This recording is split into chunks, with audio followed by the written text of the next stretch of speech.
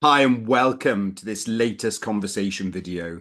Today I'm joined once again, a repeat guest, Dani Grieveson. Dani, thank you so much for joining me again today.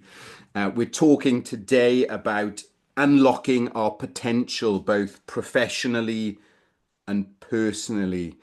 So that's really exciting. What I'll do, I'll post some of the links to the previous conversations Dani and I have where we've covered things like burnout, confidence, about what's the point in life and work, which is the title of Dani's book. So, Dani, for those who don't know you, tell us a bit about you and what you do. For those who have seen our previous videos, tell us some of the exciting things you've been up to of late. Well, first things first, Adam, I am so grateful to be here with you again. It's always marvelous to feel your passion for supporting people. So a huge thank you for inviting me again. And just for those that perhaps don't know what it is that I do, so I do a lot of motivational speaking these days. I was in Singapore last week delivering a conference, and I've written a book. What's the point? So really helping people find that anchor, that point that can guide them through when the storms inevitably hit. And that's something you and I were talking about just before we recorded, Adam. So yeah, speaking is what I do. An author, and I do a lot of one-to-one work, so leadership development. And last July, I opened a place on Harley Street to offer some international clients that base too. No, so really exciting times for you, Dani. So it's a privilege to have some of your time this morning. Tell us in terms of barriers, what are the barriers that stop us reaching our professional or personal potential? Golly, I mean that's a very great question to go in, and very complex. But I think simply, Adam, the answer comes down to us. It's our reflection in the mirror. It's the person standing right there. We often limit ourselves by these thinking patterns that we have developed over time, and that's the merit of my work. Is I help people get better results by unlocking their actions, unlocking the way they feel about themselves, and at the base level looking at their thinking patterns. What script, what narrative are they running that prohibit the results that they are fully capable of? And we all are fully capable of greater and brighter results. I truly believe that. No, that's really helpful talking about that inner script. I think we can all resonate with that definitely. So we that's a barrier. How do we start to find that inner drive to reach our potential? Because I think a lot of people watching this will that'll be their desire to start to reach their potential that they know perhaps that it is there inside them. Yes, and I think I want to be clear that this isn't just about thinking positively Mm. and changing your thinking patterns to a more positive mindset. There's a great book to reference called As a Man Thinketh by James Allen. Really small little book. And he talks about our mind being like a garden. It's going to grow, so we can tend to it and have it as a beautiful place to be, a good garden, or it can grow. So our mind is going to think it will grow, it will move, or it can be like a place of weeds, thorns, chaos, etc. So I think just to come back into what you were saying about barriers, Adam, the other important thing to acknowledge is sometimes the environment that we're in is not productive, and can possibly be prohibitive to our growth. And this can be a workplace, a relationship, be that a friendship or a romantic relationship. It can sometimes be within a family. So perhaps looking at the environment that you're within, and is that prohibiting your progress? And I think for everybody it's different depending on the complexity of the environment. But I always say to people that if it's consistently challenging, and you'll know over what period that consistency is, it could be 6 months, 6 years. If it is consistently challenging, something has got to change. And that's where I love to help people is changing environment, relationship, be that professional or personal, career, etc. And simply what it comes down to is mindset for me, helping people change their mindset. No, that's really helpful. And I think probably as people have listened to your answer there, things have probably dropped into their minds that may be things that are, whether it's a work environment, a toxic relationship, those sort of things. So let's talk practical. What are the practical steps we can start to take in order to take control of our future and unlock this potential?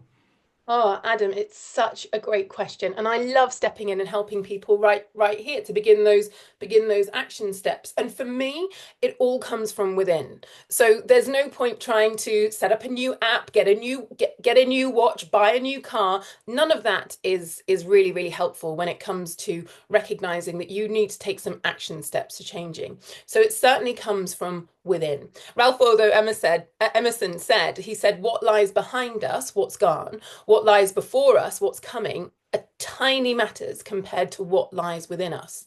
So where I start is looking at what people can do, rather than focusing on what people can't do, what's going wrong. Right, who are you?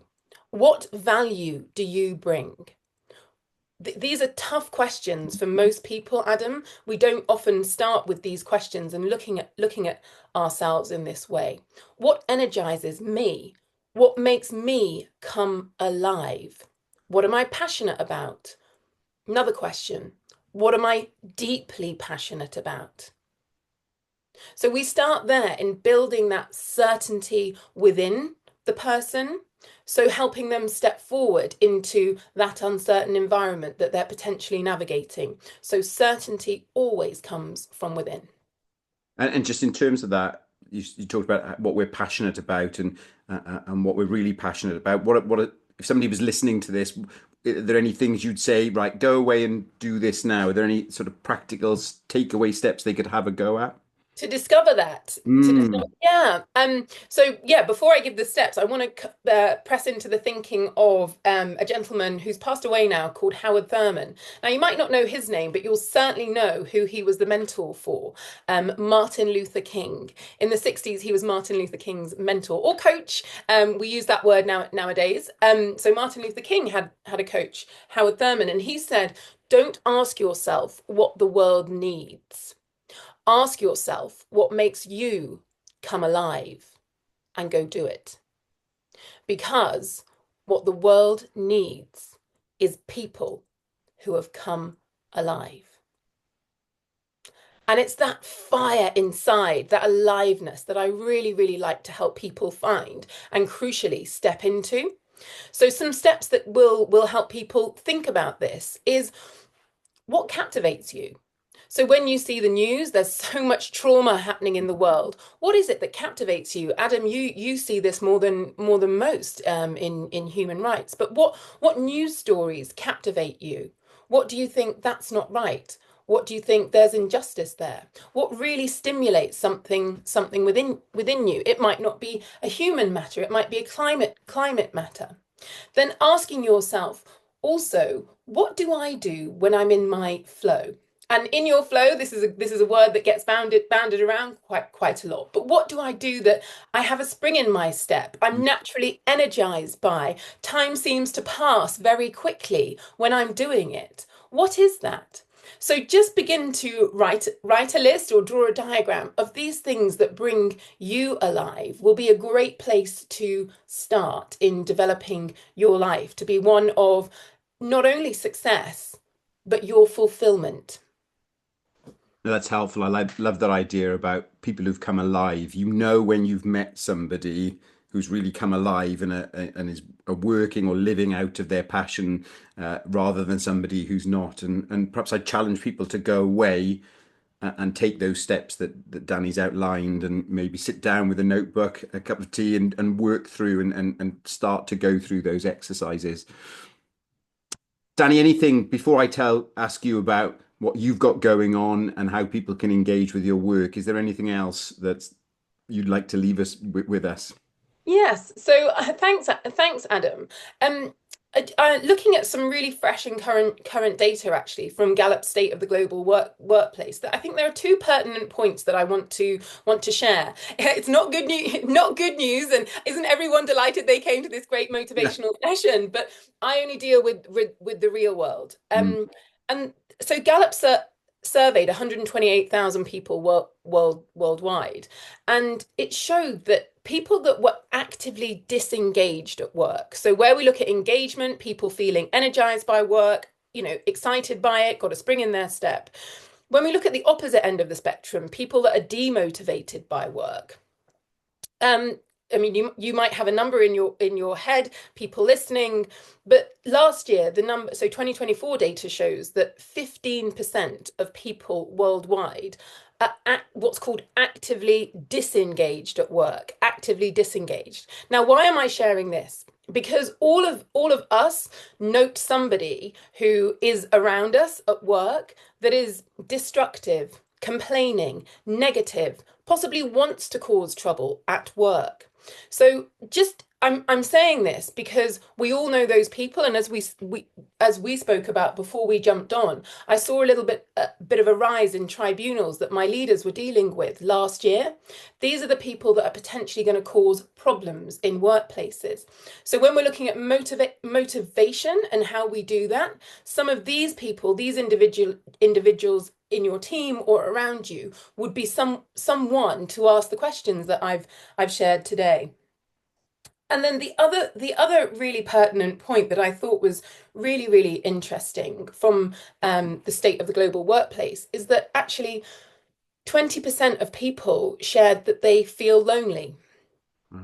Yeah, which is high. That's one in five of all humans are feeling lonely.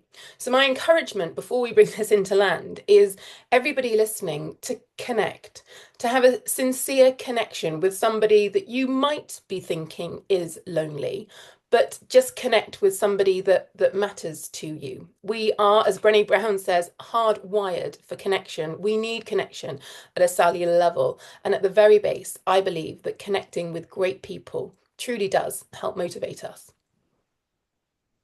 Those figures are really, hard hitting, Dani. I think I'd encourage people today in terms of that loneliness to reach out to people, whether you're lonely yourself or you never know those around you who are actually suffering with loneliness, and that act of you sending a message, picking up the phone, arranging coffee makes a huge difference. And I think we've probably found the topic of our next video is how we work with and lead those who are actively disengaged in the workplace. There's a huge challenge. But Dani, thank you for all of that and really some practical steps that people can take away.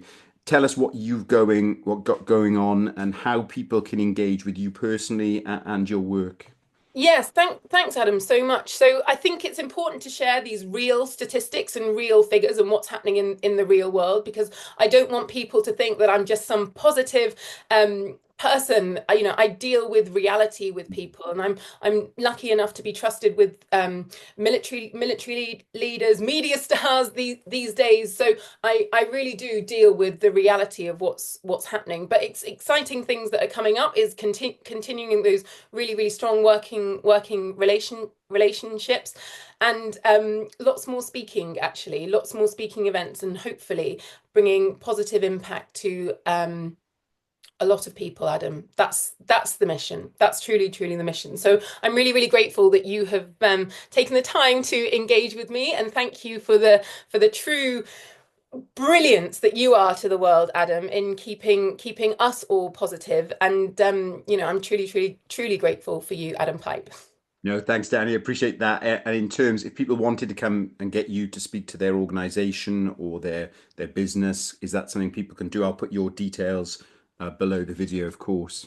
Yes, and like they are called speaking engagements, but they're entirely interactive. If you pop on my LinkedIn, you'll see that I do get people up and moving and connecting. So yes, they're speaking engagements, but they're much more than that. They're very engaged, very energizing, and highly interactive. So I'd be delighted to support people in better energy, essentially. Dani, thank you so much again for joining me today. A real privilege to have you back. And hopefully this will help people really come alive in themselves, which will affect both them personally and professionally. So thanks, Dani. Thank you, Adam.